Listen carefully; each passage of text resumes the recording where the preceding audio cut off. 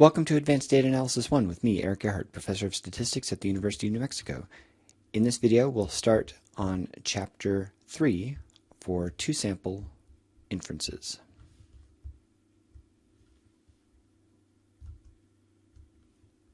Alright, so in this chapter, we're going to focus on drawing samples from two populations and then making comparisons of their means, their center values.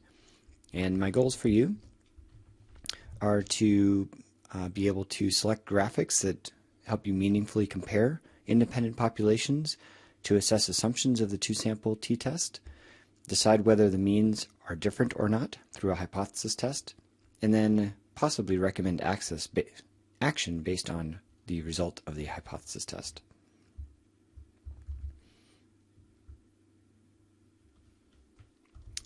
And I see now that I'm on the wrong view mode. There we go.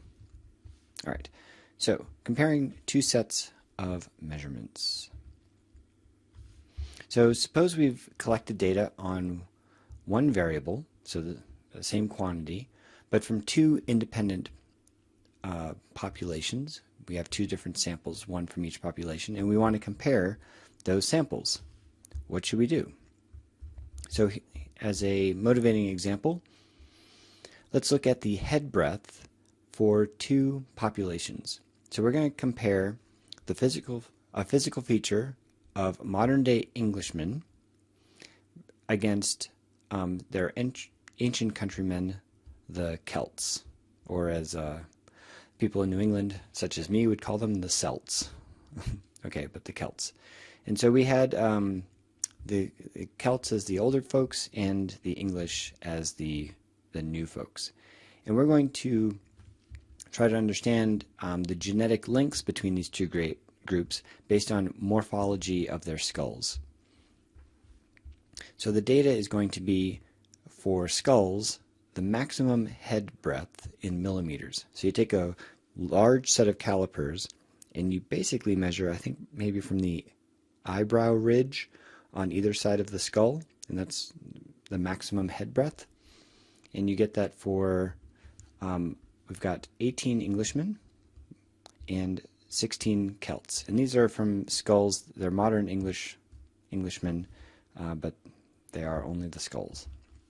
So here are the measurements in millimeters, and I'm putting those strings of numbers into two lists, one for English and one for Celts, and we can print those out. There we go. So what should we be comparing? Well, it's not obvious until we make some plots. And while R can analyze and plot these data either as unstacked separate vectors as we have here, or as a single data frame, I'm going to encourage you to put things into a single data frame with labels. There are some things that you can't do unless you do that. So let me show you how to do that. We're going to create two variables. One is going to be head breadth, and I'm going to stack first the English and then the Celts lists of numbers as one long list. And then I'm going to create a second variable called group, which is the label for the values in this in the head breadth column. And you can start to see the result below that I'm creating. So first I'm going to repeat the word English. So our rep is to repeat, and we're going to repeat the string English. How many times? The length of the English vector. And so I think, is it 16 and 18? Let me page up for a second. 18 English and 16 Celtic. Okay, so if you ask for the length of this vector for English, you'll get 18 and obviously 16 for Celts. I'll page back down. So we're going to repeat the word English 18 times, and then we're going to combine that. The C operation combines these two lists, and a repetition of Celts 16 times. And I'm going to take those two individual lists, head breadth and group, and put them into a data frame called HB for head breadth. And when we look at HB, and I scroll down, this is what I've got. I've got two columns, head breadth and group. So these first 18 obviously are for English because they're labeled as such, and the following ones are for Celts. So perfect. We have a single data frame with the data in one column and the group association in the second column. There's lots we can do now that we have it in a data frame. And so that brings us to plotting. I think plotting is one of the key ways, always the first step that you take once you've got your data in a form you can use to help you understand not just what the data look like, but also to verify that the methods you're going to use are sensible for the data you have, to understand if there's any unusual features of the data that you wouldn't have expected that you need to address before you do analysis. Plotting is really critical. If you want to know more, I've got a book chapter on visualizing scientific data that I can share with you. All right, so plotting the head breadth data. I'm going to first show you a few strategies. We'll look at the plots first, and we'll go back and look at the code. So these are dot plots. Up top is from the base graphics of R, and at the bottom is using ggplot. And in a dot plot, every observation is a dot. So you can look at the points all stacked up for the Celts and compare that to the English. We're using a feature here called small multiples or facets, where each group, Celts and English, have their own plotting region, but they share a common horizontal and vertical axis so that it's very easy to make comparisons. The same is true for the plot above. So just to see how easy it is to make what looks like a fairly complicated plot, and so the base graphics is just strip chart. You have your response variable head breadth versus the group, and then there's some options, and you just want to copy these options. You need to specify the data frame. The method of stack is important, otherwise it doesn't look right. And then I've just labeled main is the title of the plot, and then the x-axis label. All right. Of more interest to me, for you, is using ggplot. So I'm going to make sure the library for ggplot is available. I'm going to run the ggplot function with the dataset HB, and I'm going to assign the aesthetic, meaning I'm going to encode head breadth as the x-axis. And then I need to choose my geometric object. That's a dot plot. Bin equals 2 says, sort of like a histogram, how many values am I going to consider grouping into a single dot on this axis. So for example, this dot here probably represents something like 131 and 132. If you're in either of those bins, you'll be assigned this single dot. Finally, facet grid is what I'm using to get the two group categories. So I'm assigning the rows of my facets, the rows of my facets to groups, tilde, and then I'm not breaking the plots up by columns. So that facet grid is a wonderful function that gives us Celts and English groups in their own rows in order to compare those facets. And the rest of it is just labeling the x-axis and the title. And you can see I'm using two different labeling functions here. This is not important. We could actually put everything into labs. It could be title, and then you could put a comma, and then x equals the x label. But there's also a function x lab and y lab for labeling those axes in their own functions. Not important. There's often many ways to accomplish the same thing in programming. Another way to compare these two groups is using box plots, and so I'll let you look at the code, but here's a very direct comparison. We see that the Englishmen have wider heads than the Celts, whether you're using base graphics or R. Let's see, we've got histograms, and histograms are hard to compare unless the scale is the same. The scale and the bins are the same for both plots where you're comparing. So let me first show you in the base graphics that it's a little bit of a challenge to get things right. whereas in ggplot you sort of get things for free. So this graphic option, this par stands for parameter, and we're going to change the graphic options to have multiple figures, MF, and we're going to fill those figures up by column, meaning we've got to, and we've got to give ourselves a 2 by 2 grid. So let me scroll down a little bit. We'll look at what we've got.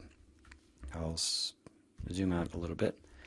So I've got a 2 by 2 grid here, and because it fills it in by column, the first plot will be in the top left always, and then it will go down and fill in the second plot down here. Then once it's completed that column, it'll go up to the next column, and then this is the third plot, and then finally the fourth plot in the bottom right. So that's the order that those plots are being filled in.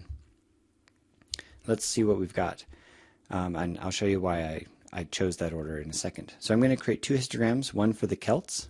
Okay, so I'm going to plot the head breadths, and then in square brackets I'm selecting everywhere the group equals Celts. So I'm only selecting the Celt observations, and I'm plotting that, and then I'm doing the same thing but for the English. Okay, and I've labeled those plots. If I scroll down, the reason I've gone down through columns is I want to compare this top left plot with the bottom left plot. And the challenge, of course, is as soon as we look at the x-axis, we see that these two x-axes are different. And so the visual comparison I want to make is no longer direct. Okay, so that's sort of a bummer. On the right, I fixed that. And how did I fix it? I made sure to change.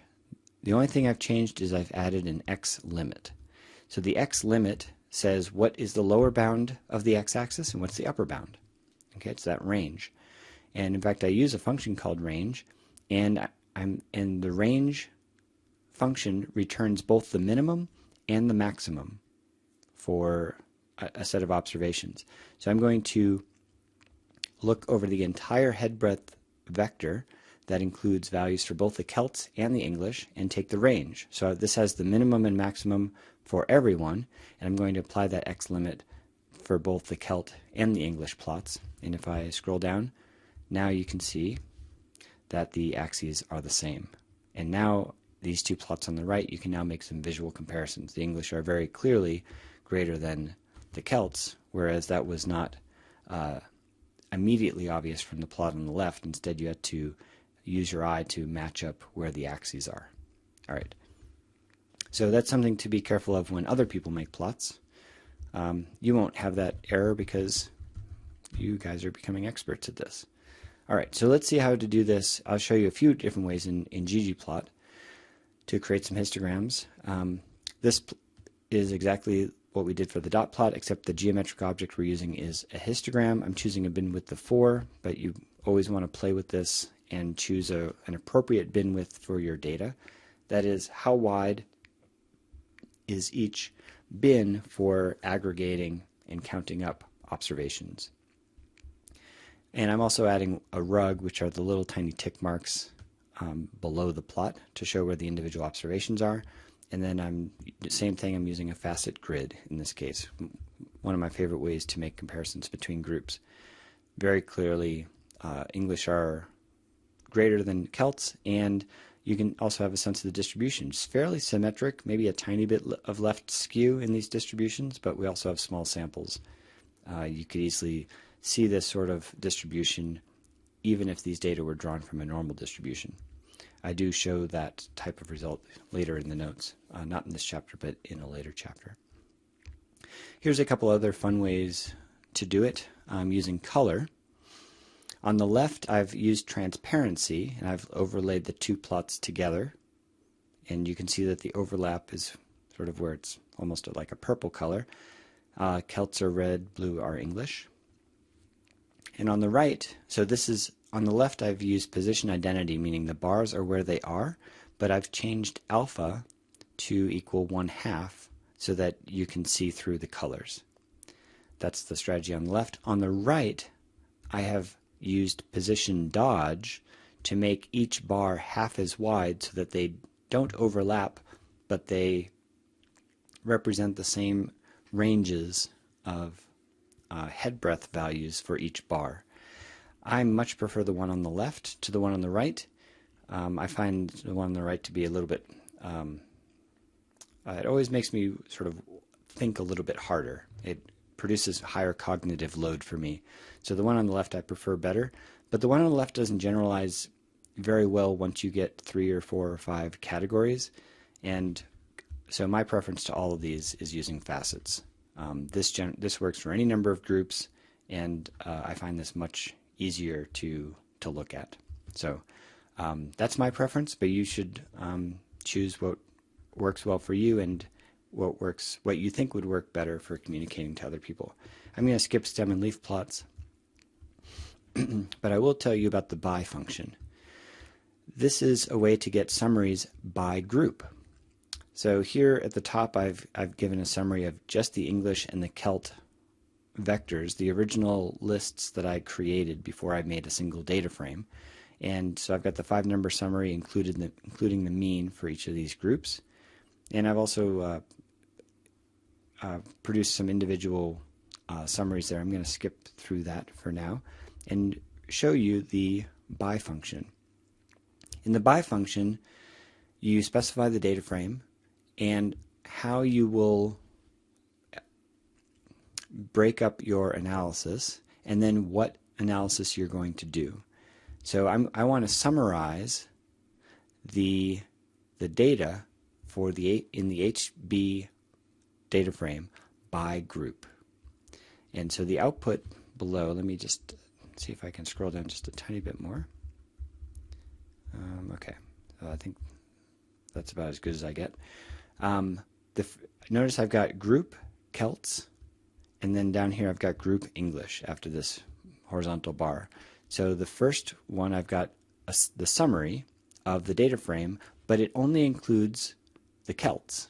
And so group is Celts. There's 16 observations. There's 0 English. And here's the head breadths, the 5-number summary, and the mean. Then I have the group of English, and here I've got 18 English and 0 Celts and the summary of the head breadth. So if you want to very quickly summarize your results or calculate standard deviations for a bunch of groups, the by function is a very quick way to do that. All right. So what did we notice in our visual comparison of these two groups, the Celts and the English? I think probably the most informative plot is right here. Looks roughly like the spread of these distributions are different. Clearly the center of the English is greater than the Celts. The distributions are roughly symmetric, maybe slightly left skew. So I want to check the model assumptions for our t-test that we're going to learn about in a second. No real outliers here. Maybe some low outliers in the English, but nothing that really stands out. So these data are actually quite beautiful in terms of wanting to make a t-test comparison of their means. So I'm going to page down a bit and get back to there. Great. So basically that is what I've summarized in this paragraph. All right. Let's go to comparing. There's 2 ways to do 2 sample methods. And I would like to restart that sentence. So if you have 2 different populations, okay, population 1 and 2, and you draw 2 independent samples from those populations, then we have independent samples, 1 taken from each population. So those would be independent samples. There's another situation which is called paired. And paired data are actually dependent samples. And this often happens when the experimental units are paired based on some factor that makes them related. And I have a few examples to help us make that distinction. So in the English and Celt head breadth samples, we have 2 distinct populations of skulls, and those are independent samples. This next example is for paired data. So suppose we're interested in whether the calcium carbonate level in the Atrisco well field, this is where Albuquerque gets its water, say we want to know whether this is changing over time.